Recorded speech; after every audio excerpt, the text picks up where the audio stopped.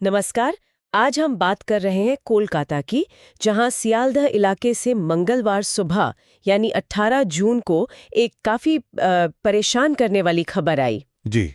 वहां जगत सिनेमा के पास एक बड़े फुटपाथ बाजार में भीषण आग लग गई।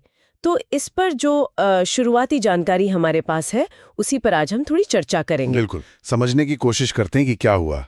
हाँ, तो ये घटना सुबह करीब 4 बजे की है, मतलब जब ज्यादातर लोग सो ही रहे होते हैं। जी, तड़के सुबह।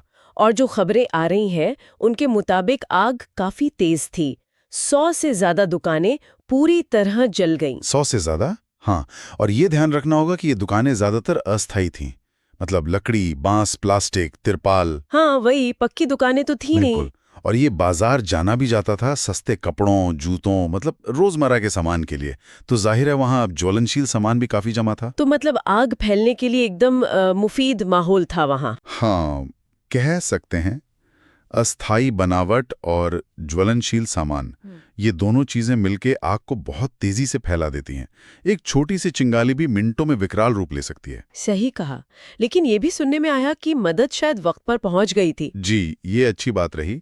दमकल विभाग ने काफी तेजी दिखाई। 12 से ज्यादा दमकल गाड़ियां मौके पर भेजी गई। 12 से ज्यादा? अच्छा। हाँ, हालांकि आग इतनी ज्यादा फैली हुई थी और शायद वो इलाका भी थोड़ा तंग है, तो काबू पाने में कई घंटे लग गए।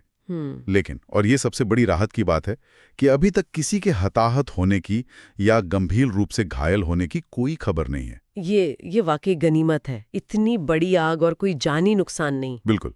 पुलिस और जो आपदा प्रबंधन की टीमें होती हैं वो भी फौरन मौके पर मौजूद थीं। अच्छा।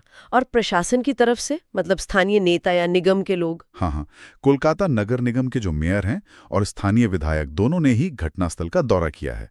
तो मतलब मामले को गंभीरता से लिया जा रहा है। तो अब जाहिर है सवाल उठता है कि आगे क्या, आग लगी कैसे, कुछ पता चला इसका? देखिए, अभी फौरन तो कुछ कहना मुश्किल है। आग के कारणों का ठीक पता लगाने के लिए एक जांच समिति बना दी गई है। अच्छा। तो वो जांच करेगी कि ये शॉर्ट सर्किट था या कोई लापरवाही हुई या फिर कोई और वजह थी। रिपोर्ट आने तक इंतजार करना होगा। सही है।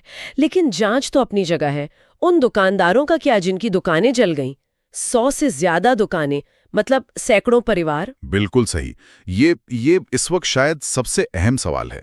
उनकी तो पूरी रोजी रोटी ही छिन गई एक झटके में। हाँ। तो इसीलिए उनके मुआवजे और पुनर्वास पर भी बात शुरू हो गई है। मतलब उन्हें दोबारा बसाने के लिए क्या किया जा सकता है, इस पर विचार हो रहा है। ये बहुत जरूरी है। जी। और ये घटना ना एक बड़े मुद्दे की तरफ भी इशारा करती है। किस तरह का मुद्दा? देखिए, हमारे शहरों में इस तरह के कितने ही अनौपचारिक बाजार हैं। फुटपाथ बाजार, साप्ताहिक बाजार। हाँ, है तो बहुत।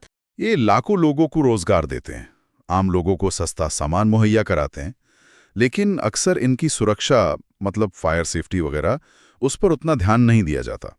ये उनकी कमजोरी को भी दिखाता है। आप सही कह रहे हैं। ये जरूरत तो है, लेकिन असुरक्षित भी होते हैं कई बार।